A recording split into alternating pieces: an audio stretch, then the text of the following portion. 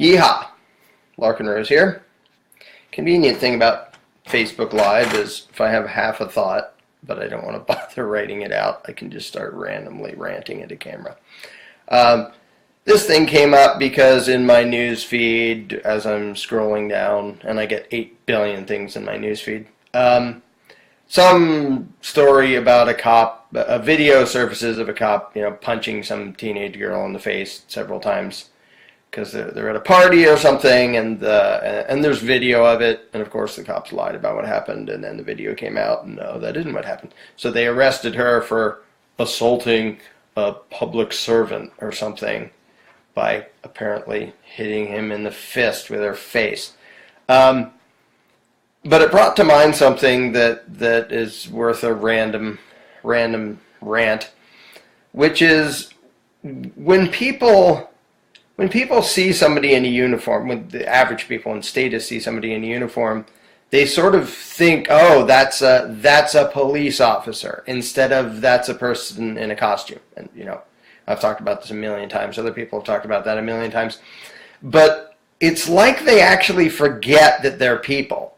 So these, the people are like, well, I don't necessarily trust strangers, so I want, and they might be armed, they might be scary, they might be unstable, so I'm glad police are around to protect me. Well, the police are strangers too, unless you live in a dinky little town, and they're strangers with guns. And so if you trust them more because they have a badge and a uniform, that's just inherently stupid. Because having a badge and uniform and supposed authority is a huge reason to not trust them. It's basically if you're out, wandering in some city somewhere, and it's late at night and there's a bunch of strangers around. It's like, well, I don't, most of these people are probably perfectly fine and good and stuff, but I don't know, never can tell when one's going to be nasty. And then you see one and realize, oh, okay, the powers that be aren't going to do anything to him if he beats the crap out of me. I feel so good and safe now that he's around. Like, when you see someone with a badge and a uniform, that's when you should be most scared and nervous, because not only are most people going to take his side if he decides to beat the crap out of you, make something up, and then kidnap you, and most people are going to take his word for it, but there is no law that's going to do anything to him if he just outright assaults you. So he's the last one you have any protection from within the supposed system, and if you defend yourself against him, that is the worst possible scenario. Like anybody else, if you have the means to defend yourself, whether with your fists or a gun or whatever, the average thug on the street, like, you might have a chance against. The average cop, good luck, because they have this entire massive gang and massive establishment behind them to A, lie about what happened, and then B, send in lots of people with guns to beat the crap out of you or cage you or prosecute you or anything else. But it's so weird the way people, they express their distrust in humanity, which I can understand that much, but then they follow it up by saying, so it makes me feel better when some of these humans I distrust have lots of firepower, a huge gang behind them, no personal responsibility, permission to treat me like crap, and a gigantic system that isn't going to do anything to them if they commit a crime against me. I feel so safe and secure knowing he's there. It's literally, if I see a cop driving down the street, I'm more worried than if I see, somebody from a street gang walking down the street or driving down the street. Because if I have my gun, well, the street gang guy, he's probably not going to mess with me, unlike the cop. Because they don't just they'll extort people and rob people. They don't nearly rob as many people a day as cops do. Cops have a quota. I don't know, do street gangs have quotas of, wait, you only robbed 20 people today? Come on, you're out of our gang. Get out. That's literally what the street gang known as law enforcement does, is there's a certain, and they all pretend not to, and they all totally do it, there's a certain number of people you have to rob this day or week or month or, however they time the quotas. Now you get out there and start robbing the crap out of people, and if you don't, you're fired. So the cops rob way more people, steal way more property than anybody else, and resisting them is way more difficult. And so for anybody to feel safer because a mere human being, stranger that they don't know, with a gun, has a badge and a uniform and permission to be a control-free butthead and a giant gang behind them, it's just so silly. And more people are learning that the hard way. And thanks to cell phones and cameras everywhere, lots of the world is learning the hard way. Wow, these are just people, and they're not stable. You know, generally speaking, they're not any more stable than the rest of society. They're not any more intelligent than the rest of society. You know, how many jobs do you know that actually require you to be a certain amount of stupid? And if you think I'm making that up, look up the stories about how some police departments have upper-end IQs. If your IQ is above a certain thing, they won't hire you. I'm not kidding. Look it up. So how many jobs? Oh, sorry, you're too smart. Get out of here. So the cop, he's just a person to begin with. He's a stranger. He's probably not that more intelligent than the average person out there, and the average person is not that intelligent. He's probably not any nicer. He's probably not any more self-restrained. He's probably so when you see a video of like some cop just, you know, the girl probably said something to him that like, you know, called him a pig or something. I don't know. They're not that at all justifies. I'm trying to guess why he just decided to punch this girl in the face. She didn't assault him at all. Probably just a short-tempered, power-happy asshole, and he happened to have a badge and a uniform, which makes him way more dangerous, as demonstrated by the fact that after beating the crap out of her, the first thing they did was kidnap her and charge her with assaulting a public servant. And then the video comes out that shows, no, her crime was you just beating the crap out of her when she hadn't done anything to you. But, so they're just people. And if, you know, one of the things I'm thinking of sticking this into the sequel to The Iron Web, is people sneak microphones and cameras into cop cars illegally, because if the average person could hear and see what a lot of cops do on a daily basis, they'd see, wow, not only are these just people, they're not any more trustworthy, they're not any more self-controlled or responsible, they're psychos. In fact, with the whole steroid thing that so many cops are on and looking for a fight that so many cops do, just they're way less trustworthy than just the average person you're going to meet in the street. And so there's that. I'll move on to one thing and then I'll back up and go into the comments and see if I can keep up.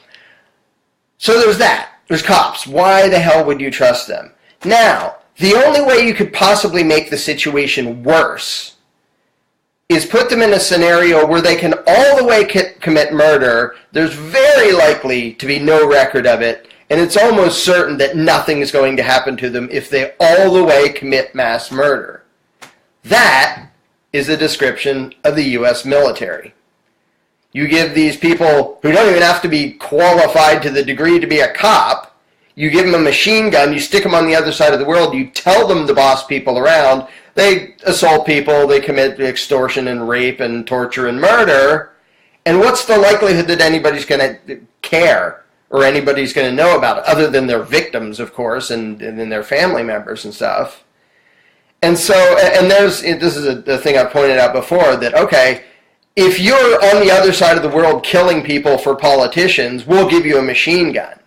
But if that same person comes back to the U.S., you can't be trusted to have a gun, especially if you're acting on your own. If you're using your own conscience, hell no, we don't want you to have the ability to use deadly force. But if you're blindly following the orders of politicians to kill people on the other side of the planet, oh, have at it. Well, not only will we give you a machine gun, we'll give you a freaking tank, a bomber, and all sorts of stuff to blow people up, because then we don't give a crap. To expect, and you know, from the segment of society that's responsible for most of the violent crime, which is young men. And there are women in the military, but still mostly men. And so a whole bunch of young men, heavily armed, in a place where there's almost no responsibility for their actions. They're told to be violent, like they're the worst, as far as statistics are concerned, they're the worst segment of society to begin with when it comes to violence, and they know that they can do almost anything and get away with it. Often they're encouraged to be sadistic bastards to show them who's boss and stuff, and the whole indoctrination and demonize and dehumanize the enemy. All these things add up to, of course they're going to commit murder, of course they're going to terrorize people and torment people and do evil crap. And the idea that, people, you assume that a soldier, that's so noble and worthy and he's fighting for... Why the hell would you assume that about somebody who's a stranger just because he went and joined the military? You know how low the threshold is to get let into the military? There almost isn't one.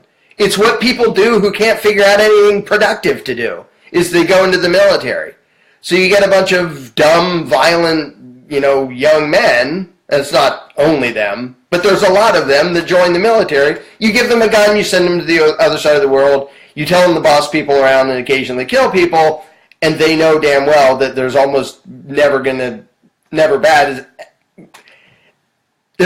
a situation in which something bad is going to happen to them because they all the way commit murder.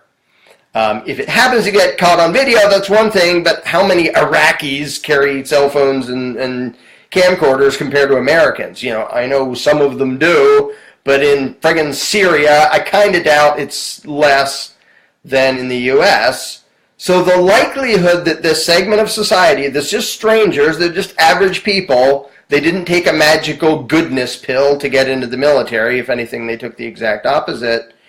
And yet people assume that those in the military deserve respect and that they should be believed before other people. They and cops should absolutely be disbelieved before almost anybody else and distrusted before almost anybody else, because they're in a position where they have this authority that makes it so, A, they can do evil crap, and they're even supposed to do a certain amount of evil crap, and the stuff they're not technically supposed to do, they're almost certainly going to be able to get away with in the vast majority of cases. And to look to them to be a calming influence on society and to protect you from the bad people out there is just so obviously stupid. Before you even see a single story, before you know any of the specifics or any of the details or anything, to expect the cops and soldiers to be good people doing good things is just stupid. If you understand the situation they're in, and if you understand what the belief in authority does to people, you make people into monsters, and then you tell everybody else that we should worship and adore them. And then you wonder why, these horrible things happen, and then they come back and they're suicidal, or they don't fit into society because they're violent psychos, and they, beat up their partners and all the nasty things they do. So it's so weird that, you put on a uniform, now you're this magical thing that we think is good for some reason, even though without it, you'd just be somebody in a segment of society that we probably wouldn't trust that much. But now we magically trust you because you qualified to get a badge in a uniform, which takes almost nothing. So, just thought I'd randomly rant that. Now I'm going to see if I can back up and read some of these comments. It tends to do the thing where the comments go flying off the page. Don't forget unlimited stolen funding. So they're not even just beating you up with their stuff. They get paid day in and day out to beat people up and boss people around. They don't need to do anything productive to get a customer to willingly pay them. They just rob people, and they drive around in cars that their victims paid for, and they carry guns that their victims paid for, and they have their buddies whose salaries their victims paid for. So that's just to think that to expect them to be better than the average person. Like if I'm walking down a dark alley late at night, the last stereotype of person in the world I want to meet is somebody with a badge and a uniform. Literally, I would rather meet anybody before any other segment of society before somebody with a badge with a uniform. But people still think, it's fewer and fewer people, because more and more people are either experiencing it themselves or seeing videos of what cops actually do in real life. Don't escalate against empowered armed psychopaths with permission to kill you. Yeah, on a practical basis, it's a fairly bad idea. Um, somebody correcting the spelling. I don't care. Half my mail gets my names backwards and stuff, but I don't get offended by people misspelling my name. Yeah, absolutely. They don't want smart cops because they might not listen, and that totally is the actual reason they don't. And their excuse for like, well, this if you're too smart, if your IQ is too high, this job might not be like stimulating enough for you. And no, what they mean is you might actually think about stuff and figure out, wow, this is ridiculous and evil, and I'm going to not only quit and run away, but I'm going to tell people what's going on. Whereas the people, this will offend some people, but guess whether I give a crap. The people who most gravitate towards being in a gang are people who, on their own, feel insufficient and insecure and weak and stupid and like they join a gang to feel like something important because by themselves they don't. And it doesn't have to be stupid, it can just be uneducated and they have no skills and they don't have an education. It's like, well, I don't know how to make any money and I feel weak, and especially if they, live in a dangerous neighborhood or something, and so they feel vulnerable, and so they join a gang. And it isn't always they join the gang to go do nasty stuff. Sometimes it's they join up because they feel insecure. But then you have a gang of young men who's like, oh, look how strong we are now, and we're uneducated and unskilled and sort of obnoxious and whatever else. What do you think is going to happen? And giving them badges and uniforms isn't going to make that not happen. It's going to make it happen even more because they know they can get away with way more. And there was another story recently. I mean, there's an infinite number of these. I don't know why I bother to mention any single one anymore, where a cop was caught drunk driving and swerving around at a bazillion miles an hour, and they just let him go. And the other cops were hoping that nobody would notice, but it came out in the records or on video or something that is, yeah, you're swerving around like a psycho, but go ahead. And we'll let you get back in your car and drive drunk some more. The fact that anybody still trusts them, like they really do, most people really do view them as if they're something other than people. Like, well, now he's not a guy. He's not just a guy. If he was a guy with a gun, I'd go, ah! But no, he has a uniform, so he's this magical thing. And I know people before have joked about, well, maybe they've done it, I don't know, joked about calling 911 and saying, there's a man with a gun in here, referring to the cop. Because that's all he is. He's a man with a gun. Only, it's not even that good. He's a man with a gun who thinks he has the right to rule, which is way worse than a random stranger. If I see a random stranger with a gun, I don't even care. And partly this is cultural. A lot of people grew up where, there aren't normal people don't have guns, and in Hollywood they see the only people who have guns is law enforcement and the bad guys, so people sort of get scared of them because there's always an association to that. And I grew up that way. I didn't grow up in the gun culture, but then I was around it and have been around it a lot. And now I see random strangers carrying guns. I don't care. It doesn't bother me. Unless they have a badge and a uniform, because then I immediately know he thinks he has the right to boss me and everybody else around. That makes him scary. That immediately makes him a threat to me and everybody around. And it makes it way more dangerous to resist him or try to stop him if he's a violent bastard, which they often are. So they're more likely to be a violent bastard, and it's less likely you're going to be able to do anything about it without getting caged or shot. Somebody mentioned hiring combat veterans. So you take the second scenario, which is the worst scenario possible, and they come home and they're all messed up, having been trained to be violent and inhuman, and then you say, oh, welcome home, have a badge and uniform, go boss people around. And by the way, make sure you steal a certain amount of money, you issue a certain amount of tickets in the next month. What do you think is going to happen?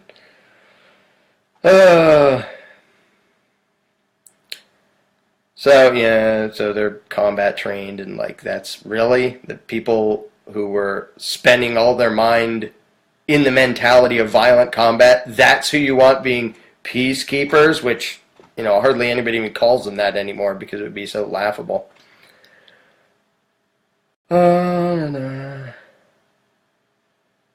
Oh, whoops, comment ran away. Stephanie said, how do you personally make peace with your local community when police worship is an all-time high? I kind of don't. It's funny because I'll just blatantly say I don't nearly trust the police. They're just another street gang. And there's a number of people who go, oh, and I just go, well, like, you're allowed to freak out about that. I'm still going to say it. But then a lot of other people, and a growing number of people, will go, yeah, they kind of are.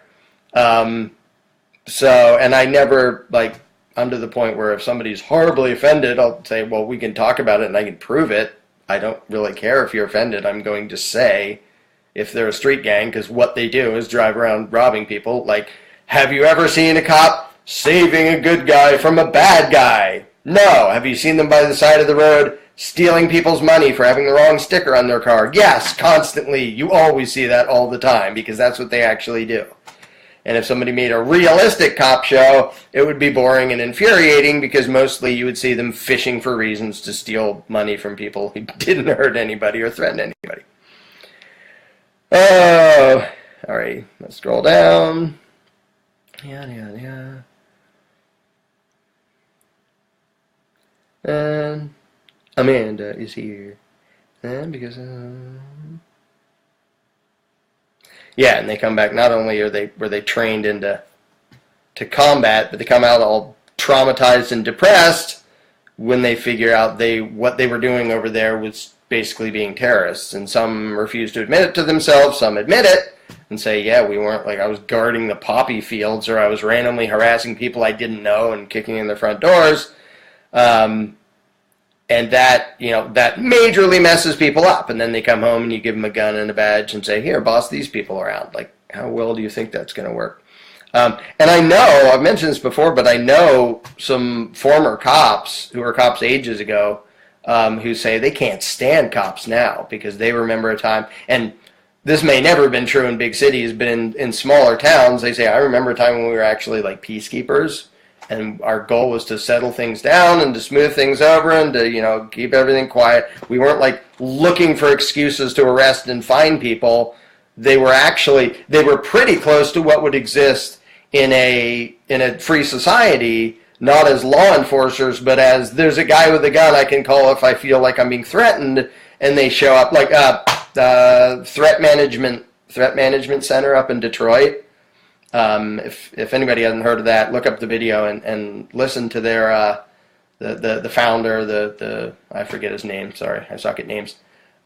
Describing their philosophy, and it's exactly what should and would exist in a free society. Is a bunch of people with guns who know combat. They're really good at combat, and they're even better at making it so they never need to be good at combat. Like, they don't show up with, all right, who can I beat the crap out of? They show up with, how do we settle this down and calm things down and make it so no violence is necessary? I mean, if violence is necessary, we have the ability, we have the know-how, but we try not to do that. And that's not at all how cops function. They immediately escalate things. Sometimes, like I started with, some teenage girl at a party, they escalate it to her being punched in the face in the span of a tenth of a second. Well, good thing you called in the peacekeepers. They helped loads. Okay, somebody's saying sometimes it's the person behind the badge is okay. It's the job that's bad. Yes and no. I think a number of people join with good intentions, but you cannot, if the measure of a good person is behaving morally, you cannot be a good person and be a cop anymore. The job requires you to initiate violence in the name of whatever arbitrary whims that politicians decide to call law. So if you join up with good intentions and they say, all right, here are all the things you have to go rob people for and issue a ticket for that and threaten to cage that person for having the wrong plant and this, that, and the other thing, your choices are either stop being a good person or quit. If you keep being a cop and manage to not get fired, you can't be a good person anymore. You can have started with good intentions. So in one sense, yeah, the job is bad, but if somebody sticks with it, that requires the somebody to be bad, whatever their initial intentions were. And then there's immediately no reason to trust them.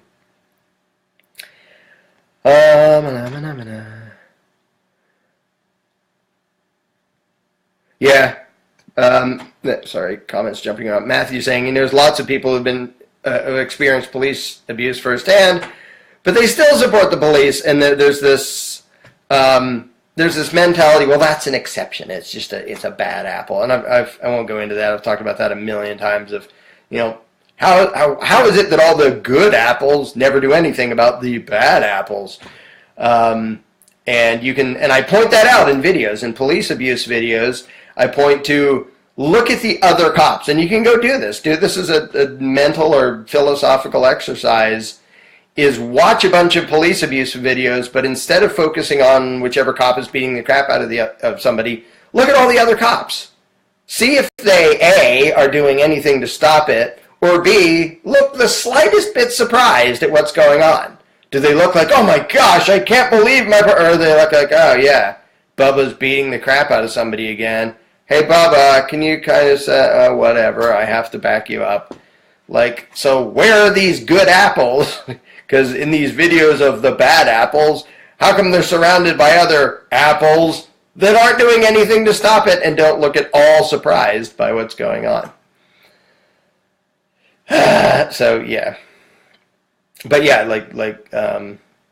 like Matthew said, even people who are personally victimized think, well, that cop was bad. But police in general are, like, how many individual examples do you need of getting beat up on before you stop saying the equivalent of, well, that gang member that committed assault and murder and extortion, he was bad, but the Bloods and Crips in general are good.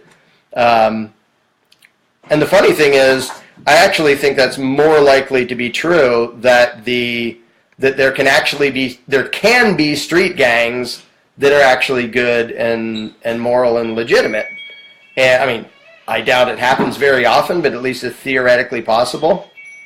I'm doing a Facebook Live, but you don't have to be particularly quiet or anything. So I wasn't talking to you, in case you couldn't guess it. But there can be gangs where it's just, a bunch of people are like, we're actually scared because of the scary violent gangs and we want to group together for self-defense. Cops are never that, because they're required to be law enforcers, which means literally if they only defended people from aggressors, they would get fired.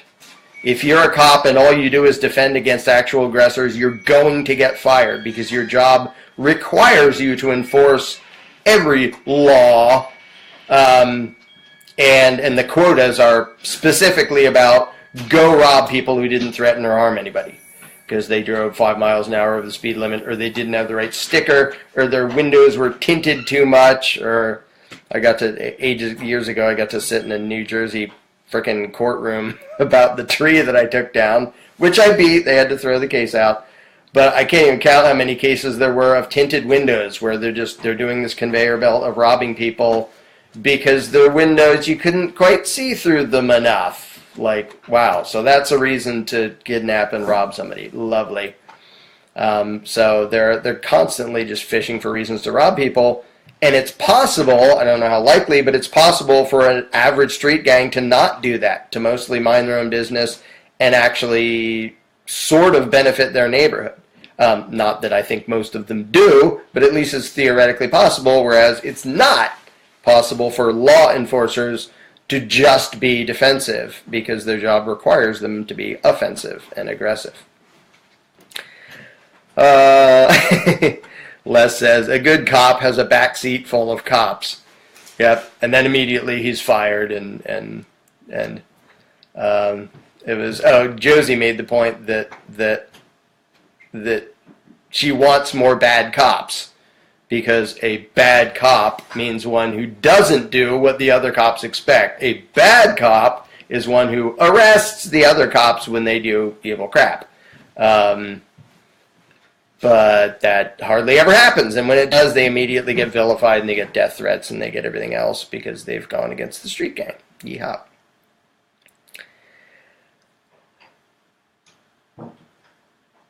Yeah, and Jim brings up the thing of the, if there's 3 cops beating somebody up and 9 standing around watching, those 9 are support. Even if, like, well, I didn't hit anybody, you also didn't stop it, and you obviously created a deterrent to anybody resisting. So if somebody says, well, if to get out of here I have to shoot all 12, I think that's completely justified. It probably won't go well on a practical basis, but I think it's completely justified if you have to resist the 3 that are attacking you and the 9 that are spectating, because it's a safe assumption that if you start resisting, those 9 spectators with badges are going to become aggressors too.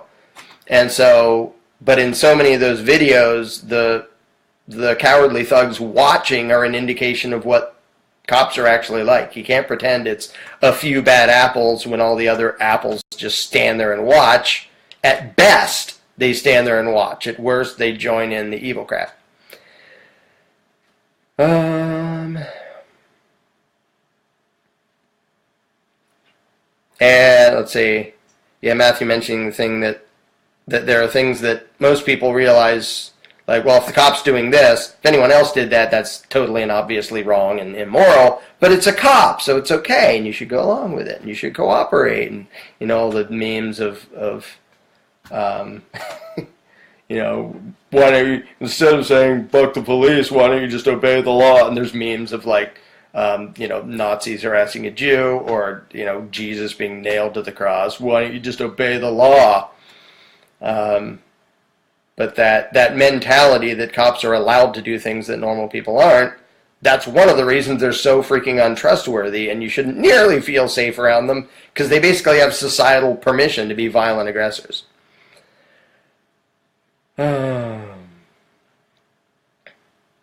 Let's see. So that might be enough of a rant. I'll sort of skim along and see if anything else jumps out at me. I don't know if I'll nearly be able to catch up. Whoops, my computer is now freaking out. So, but that's the general point. And it's, you know, as more and more videos come out, it'll be harder and harder for people to for more people to ignore the reality of what these people are. And they're just people, only they're not even just average people. Cops and soldiers, they're average people that now have every incentive to be way worse than average people. And way more violent and dangerous, and soldiers especially. So it's funny because, and I don't know why this is, maybe I'll have to ponder it and then do another rant about it. But I know a lot of former soldiers who are now anarchists. I only know a few former cops who are now anarchists, which is weird because to me, being a soldier is several steps worse and less responsible. And it's, you know, a whole lot higher percentage of soldiers have actually committed murder than cops. You know, most cops just sort of run around robbing people. Most cops don't even draw their firearm, I think, in their whole career. They just pull people over and steal a little bit of money from them. Whereas soldiers are sort of, you know, way more of them, if they've seen combat, they've threatened or shot at people and stuff like that. So to see more of them give it up, maybe it's because the violence and the evil there is so blatant that more people go, wait, what are we doing? This is horrendous, and that makes it easier for them to doubt it. I don't know. But I do see a lot more former soldiers becoming anarchists than former cops. Although I do know some former cops too. There was a former soldier. Oh, hey, it's Paula. She was at a Candles in the Dark thing. Oh, speaking of which, why didn't I mention that? The Candles in the Dark for New Hampshire is now set for the, I think it's July, I'm totally going to get this wrong. No, July 15th and 16th in Fitzwilliam, New Hampshire, which is, I think, it's just south or just southeast of Keene, New Hampshire. So if you go to larkenrose.com and go to the store, you'll see the seminars listed there. And I hope in the next day or two I will be listing the... Oh, and the one in Denver, Colorado, you can already get... Oh, sorry. I'm a scatterbrain right now. The one in New Hampshire isn't on the website yet, but it has been confirmed. The one in Denver, Colorado, you can get... Denver, Colorado in September, you can already get tickets for. The one in New Hampshire and the one in Pennsylvania and the one in Washington State should all be announced and for sale in the next day or two, because they're all lined up now. Just need to double check and confirm some things, and then that'll be going. I can't remember what brought that up. Oh, Paula mentioning that she used to be a soldier. Yeah, and there are a lot of them. I mean, I've lost count of how many people. And it may just be a numbers thing. Maybe there just are so many more people in the armed forces. Yeah, Jason saying that his dad was a cop for a bazillion years, for 20 years, and never had to draw his gun. That's true of most cops. Not true of most soldiers on the front line. But maybe it's just a numbers thing that so many more people are in the armed services. I'm not going to call them that. So many people are mercenaries of the state that just statistically more of them are likely to turn into anarchists. But it does seem that a lot can all the way shift over to seeing the stupidity down to its core, where cops don't seem to do that as often. Again, I know some who did, but it's not that many compared to soldiers, including Marines. Like, if you can go to the indoctrination process that they put Marines through, and still hang on to enough individuality and thought to turn into an anarchist, that's pretty dang impressive. Hey, here, oh no, it jumped away. Where'd it go? Oh, I found it. Larken, former officer here. This is Paul. Took me a solid 8 years to realize that my profession was your oppression. Well put. Yeah, and it's because, if you're constantly surrounded, and that's the thing, and this is another topic. I'll just quick mention this. I'll have to do another thing about this. The whole topic, I was having a discussion with Amanda about this, the thing of when is it, ideally you want to talk to somebody's, the real them inside and appeal to their humanity and stuff. At some point, I don't at all mind resorting to shaming or guilting or threat. Like if there's a guy coming at me with an axe, I'm not going to appeal to his heart. I'm going to appeal to his not wanting to have his head blown off to stop him from doing that. But there's sort of the question of like, how long should you wait and how hard should you try to, connect with their humanity and stuff. And I think one of the reasons that it can be good, it can actually be helpful even for the cop, much less humanity in general, for them to feel even hatred. I don't think hatred's ever a good thing, but this is sort of a side benefit. If the cops feel hated by everybody, that may just make them, group tighter, but it may make them feel bad if they were good people, like, I'm trying to help, why does everybody hate me? But if, Paul, I think it was, who was a cop, and said it took him 8 years to figure it out. If you're not only surrounded by other cops saying, we're the good guys, but you're surrounded by victims and most of them go, rah, rah, rah, thank you so much for being here, like, why would you ever doubt it? Like, if you're one of the king's guards, and the people you oppress and rob go, we're so happy you're here, like, what's the incentive to ever question it? Whereas if everybody goes, you totally suck, we hate you, then at least you might, if you're a good person, you might have reason to think, why does everybody hate me? Maybe I shouldn't be doing this. And that's one of the reasons why the turnover rate, why it's so hard for police departments to keep staffed and to find new people who want to be cops. One of the factors, and they've admitted this, one of the factors is that so many people hate cops that fewer and fewer people want to be them. It's sort of like the turnover rate at the IRS has always been ridiculous, because as soon as you're an IRS agent, everyone in the world pretty much hates you. So it stresses them out and they quit at an amazing rate. Not a high enough rate if you ask me. But obviously, ideally, I would rather have people, persuaded in a nice, understanding way to give up the violent aggression. But it's sort of undeniable that in some cases, shame and intimidation and guilt make some people go, I don't want to do this anymore because everybody hates me. And obviously, that's not the ideal solution. But I know some people that happened for and it worked for. And oddly, for their own sake, I'm sort of glad that people were nasty enough that made them uncomfortable enough to think about it. And I've had former soldiers thank me for being as nasty as I was, which sounds weird, because they've told me, I'm not sure I ever would have questioned it if somebody wasn't all the way in my face saying, you're the terrorist, you're the violent psycho. and it's different for different people, and again, ideally, that's not how human beings would have to interact. And if there's a way to win people over while being gentle and rational and compassionate, that's cool. That's obviously preferable. Let's see. Somebody, I won't mention his name, somebody's in the National Guard and an anarchist. Incidentally, about 800,000 years ago, I took the entrance exam for being in the National Guard when I was a statist, obviously. And I did really well, and they said, oh, you can be anything. You could be a helicopter pilot. And I have no idea why. I was totally a pro-authoritarian. I was limited government, but I was totally an authoritarian statist.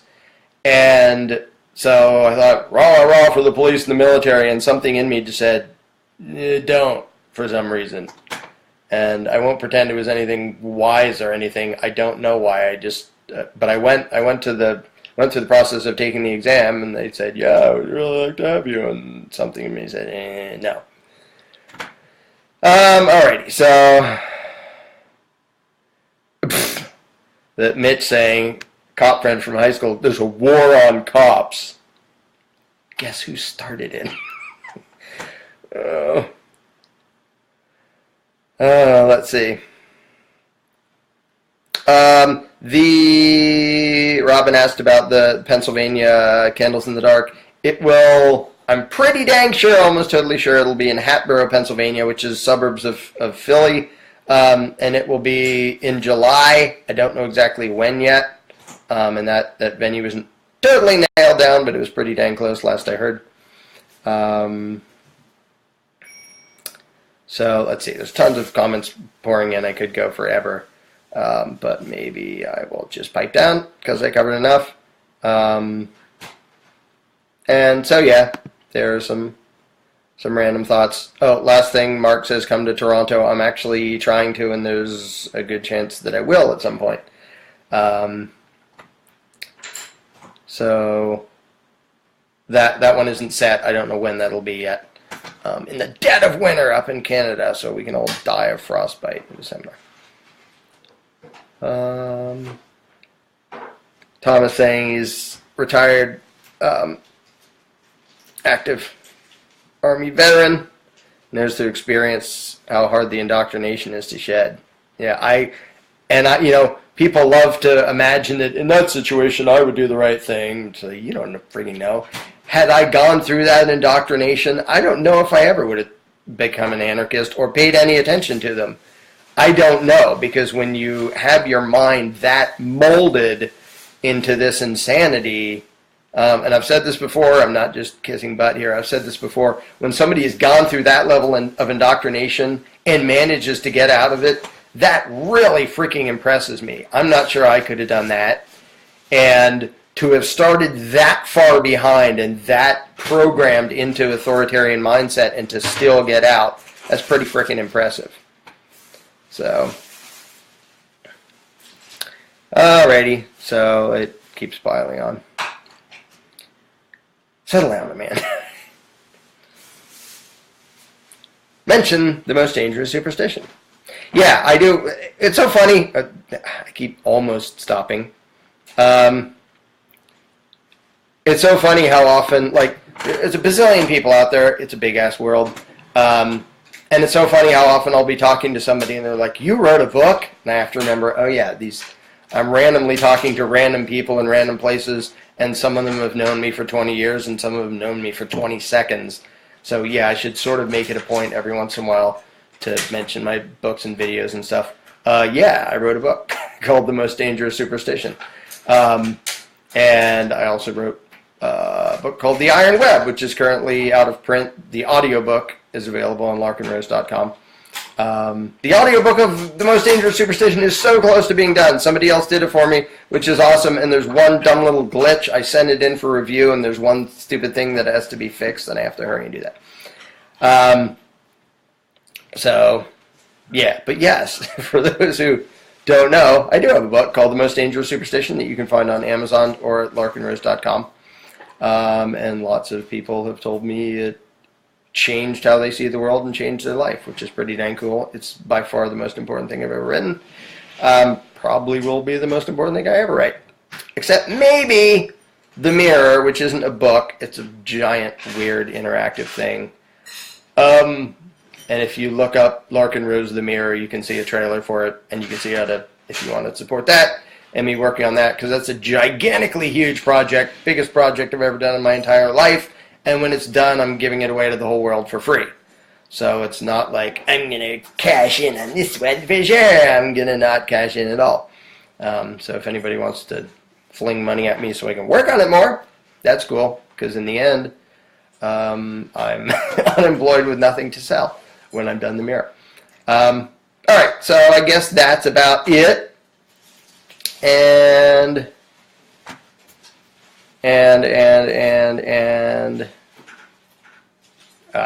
tempting me, all we need to do is convince 7 billion people to be ANCAPs. Actually, that's totally going to happen. Because it's not convincing them of a philosophy, it's just showing them one lie that they need to give up. But maybe I'll do a different rant about that. Alrighty, so Patreon. Yeah, Barbara reminds me. I do have a Patreon account, and I do such a bad job of promoting it that most of the people who know me don't even know it exists. I will put, I guess in the description of this, I'll go back and add a link to my Patreon account. So, yeah. Alrighty, so that's enough random ranting for now. Now I will go back and respond to comments and stuff. Yeehaw.